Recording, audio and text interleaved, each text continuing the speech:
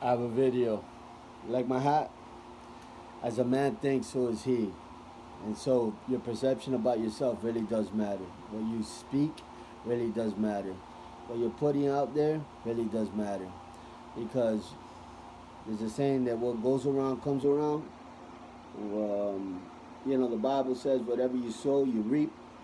That just doesn't go with actions. That just doesn't go with like doing somebody dirt and then you'll get dirt being done back to you. Yeah, that applies, but that goes with the positive as well. Like if you follow the people that are very successful, they don't put themselves down. They don't. They have this demeanor. They have this mentality about themselves that they have winning mentalities, right? So I've been asked in the comment section by different people like, I'm struggling with addiction, or I'm struggling with this or that. What can I do, right? Well, the first thing that you got to do is you got to train this up here to become what you wish it could be, right?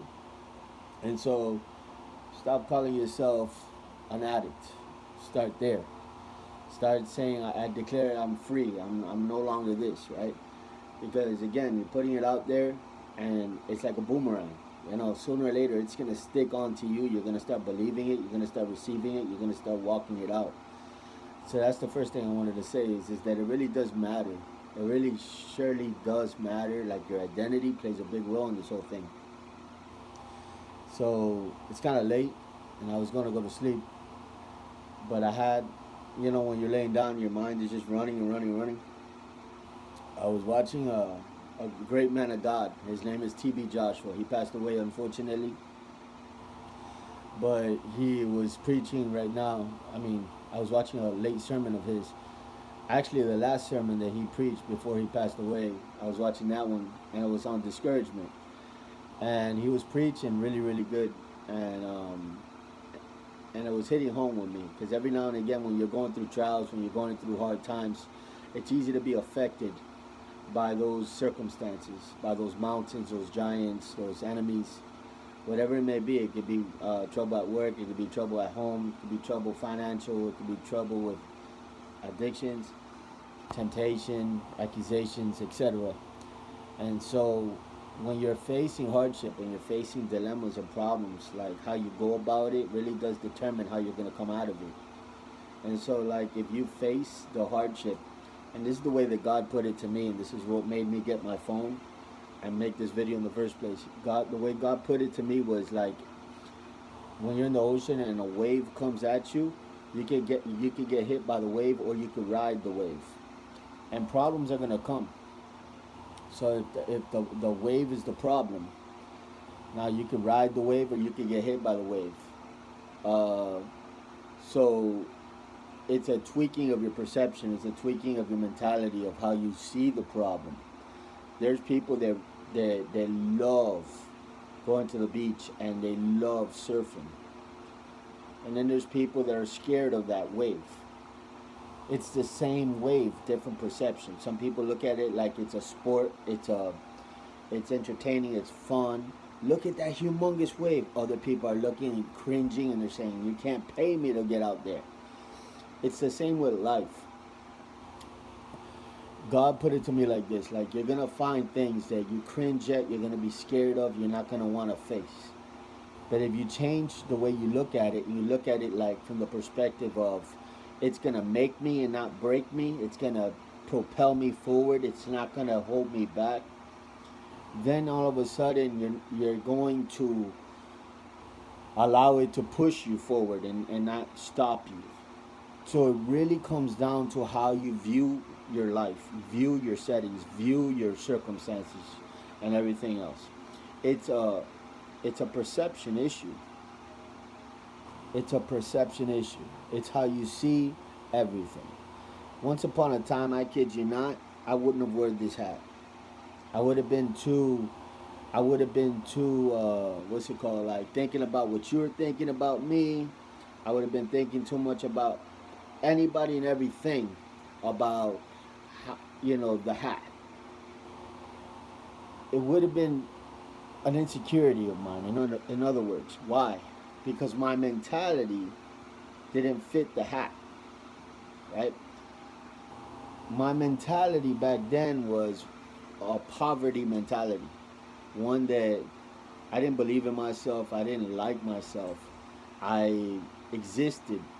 I um, I did a lot of people pleasing gestures all throughout my life, and I didn't have a lot of identity, so I definitely didn't see myself as valuable. And then, uh, you know where I started finding value, and this is gonna help some people. Do stuff like hard work. Like, I know it's popular to be lazy, but when you're lazy and you don't break a sweat, it's within the laziness that you feel like crap, for lack of a better word. Because you're not doing anything and you're being lazy, you're going to feel like you're not valuable. Flip that aside, flip that to the other side, and you say you do stuff not just for yourself, but you do stuff for other people, and you start to accumulate worth, not only in your own eyes, but people start to compliment you. People start to say thank you. People start to put value on you. Every time they see you, they smile. They bright up because that's the person that helps me. That's the person that is useful, right? It's not a waste of space. It's not sucking in oxygen, um, being a clown over there in the corner, scoffing and mocking and gossiping. It's not that type of individual. This individual is useful. This individual looks for opportunities to enrich the atmosphere, enrich it by being positive, enrich it by being helpful and useful, not just to themselves, but to, and they're cleaning up in the atmosphere. I mean, the place looks nice and neat and organized. People want to be around people like that, right? Even the worst of them, the haters, the people that nobody wants to be around, they want to be around somebody like that, right? And so you gather up value in doing stuff for other people and for yourself, right? So you move up the ladder by doing that. It's simple, practical, little things, like leaving a tip for your waitress or waiter. It doesn't necessarily have to be because you're in a restaurant. It could be in a gas station. It can be at a bakery. It can be wherever it is. If you see a janitor and you see them and you have some money in your pocket, you know, give them money, right? What's gonna happen when you do that is that they're gonna look at you like you're their hero, and it doesn't mean much to you, but it meant the world to them. And it wasn't so much how much money you gave them, it was the gesture, and it was the mentality, the thought behind it, the heart behind it. It was the fact that you brightened up their day, that you stopped and you showed that they mattered. And by showing that they mattered, you matter more now. Because now every time they see you, not only are they going to greet you, and they're going to brighten up your day by, just kind of like, maybe you need a favor. Maybe you need your door opened. Maybe they'll go the extra mile for you, and they'll go down, like I'm making an example of like a hotel, like a janitor at a hotel, how they'll go to the front desk, get you a key, accommodate you, all because you showed them interest, you showed them value. Now somebody's thinking, because there's people like this, they think like this, and I used to be one of them. There's somebody out there is thinking right now, oh, so you're manipulating. You do it so that you could get something back from them. That's why you give. No, negative. It's just a byproduct of being nice. When you're nice to people, people are nice back. That's a byproduct. You don't do it for that. You just, it comes with it. Just like, um, whenever you do something nice for somebody, it comes with a smile. Like they smile back. It's natural. It's the same thing. And so you're gonna have people, like I have had many people, not say thank you, not acknowledge you, not do anything in return, right? You need to get to the place where you're not doing it for, there's no strings attached, right? You're doing it because it's first and foremost, it's the right thing to do, right? It's the right thing to do to enrich the place that you were in because you were there. Because you were there, you should have this attitude, this mentality that this place is going to be better off because I came to it, right? There's the opposite. There's people that they litter on the floor, they make a scuffle or a mess in terms of getting in fights with the person and this and that and saying you got my order wrong and this and that. I've done so many. Now, I don't talk about what I do, but for the sake of the video, I'll mention a couple of things because it's edifying for the people to know. I have gone to the bakery. I go to the bakery usually in the mornings and I grab myself some empanadas and some coffee. And I've had them give me either the wrong order, the wrong change. They'll do something wrong, and it wasn't on purpose. And I have allowed myself to be cheated, right? For example, I went to no, it wasn't Red Lobster, it was P.F. Chang's with my wife and my kids, right? We ordered appetizers. The waitress came back later on and she said, we don't have that appetizer. Can I get you something else? I said, yeah, get me calamari instead. She said, okay. In the end, the bill was the calamari plus the appetizer that she said that they didn't have, that we never ate. I didn't raise my hand. I mean, I didn't make it a thing. I thought about it. It went through my brain. I was like, wait, we didn't eat that, and you're charging me. It went through my brain. But there is levels and stages to life. And I don't know if you've noticed this. Maybe you have. Maybe you haven't. There's levels and stages to life, both in the positive and in the negative. In the negative, you go from doing little bad deeds when you're a kid and you grow, and then you start, eventually, you go all the way to killing people. I mean, that's the tip of the iceberg of you made it, you climbed the ladder, so to speak, right? You didn't start killing people right away. You went through the motions of all that. I made videos like this before. Now, but on the flip side, when you're growing in the things of God, when you're growing in positivity and light and gestures of love and whatnot, there's stages, there's levels there too, and there's principles to live by. And like one of the principles is like, if somebody makes a mistake, if somebody makes an error, don't hold them to it. Forgive them and move on. You don't have to. Like shove it in their face and then say, "Hey, you made this mistake. Why is it that you did me like that? You know I didn't pay for that." You don't have to do all that. Do you know that day not only did I pay for the appetizer that I never ate, but I gave her a big old tip on top of that? It's an example of character. For example, the other day I went to a gas station. I asked the guy behind the gas station a question.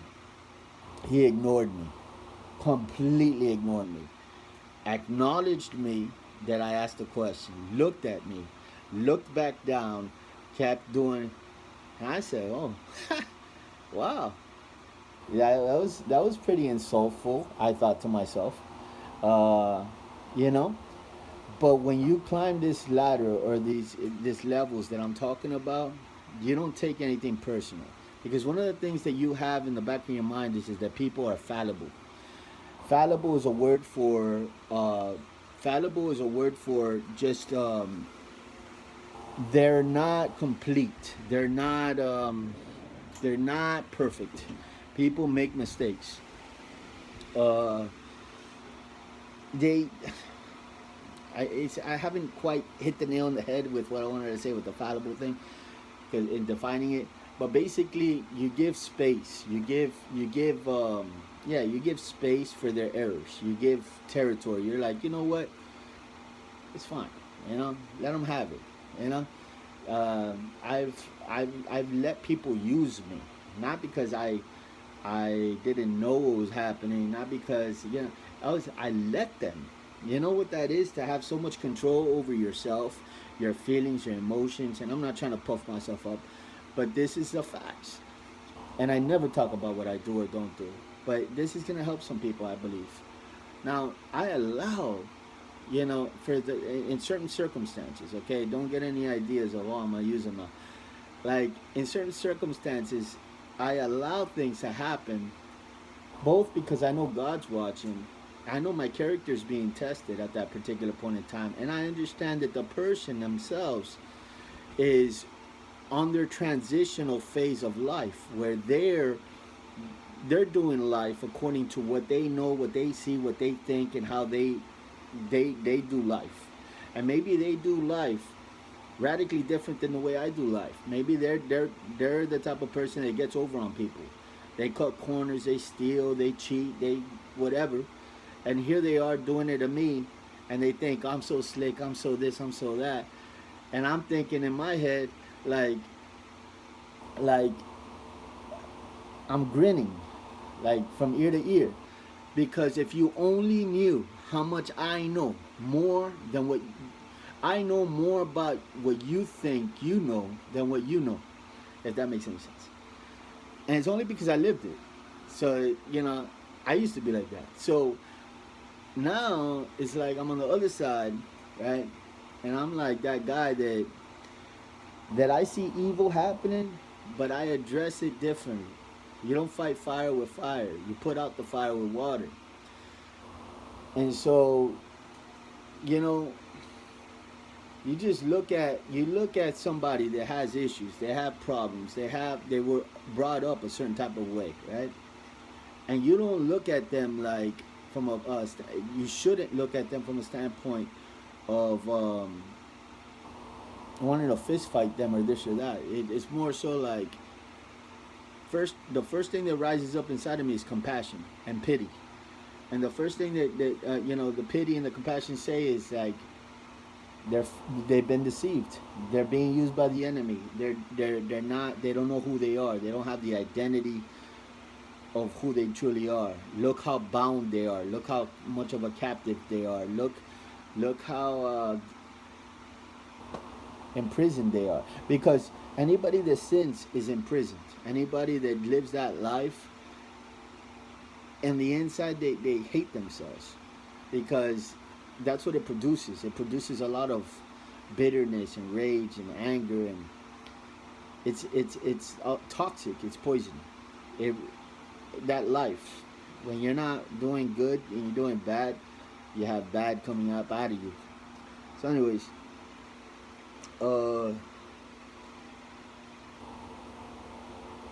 I just wanted to say, going back to the very beginning of the video, that remember the wave. Allow yourself to ride the wave of conflict, and don't be hit by the wave of conflict. And that's the game changer here. What you say, how you view life, all of it matters. So carry yourself different, dress different, listen to different music. It really does affect you guys. I'm really telling you the truth. Bad music does penetrate on the inside. It does play a big significant role in how you carry yourself and who you are and whatnot. Start listening to positive music. I tell you, everything I tell you guys is for your benefit. It really is. A lot of it I lived, and I understand firsthand, and it's also revelation from what God has shown me, etc. But everybody has that decision making power at their disposal. They can decide that I'm going to start making conscious decisions to help myself. And I'm going to start here, and I'm going to go down the list on this what I can do, and this what I can do. And replay the video back, and just, as I said a lot, I feel like the Holy Spirit, brought some wisdom. And the whole wisdom there is that if you want value, if you want purpose, if you want meaning, start to work. And what I mean is not work for money. I mean like start to do good deeds everywhere you go. You're going to find that you get treasure in return. It starts to make you feel like you matter, like you're important, and you are. But it makes you feel it on the inside, and it's well worth it. It's a gratifying feeling, and it's a compliment in and of itself to do that. And then you do that enough that you start to upscale. You start to move up to the point where you started off doing it for compliments, but now you're doing it because it's it's it's like now about the person and not about you anymore. Now it's about them and how you can help them, because now you're strong, and now it's no longer about you being edified, you being built up, you having identity, you being on the spotlight. Now it's about putting them in the spotlight. And now you've transitioned from being, you know, down here to being a leader. And then you start to show people on their worth and their value, and you start to speak life into them, and then you start to see changes in their attitude, their mindset, their eyes, you know, dilate, their pupils dilate, because you're teaching them worth and value and significance in life, right? And everything that you're doing is what God does for us. That's what God does for us. So in the end, like, if you just follow these measures, you're gonna find light, and then you just dive in, submerge yourself, and disconnect yourself from everything that brings you down. Disconnect yourself. It's not as difficult as you think it is.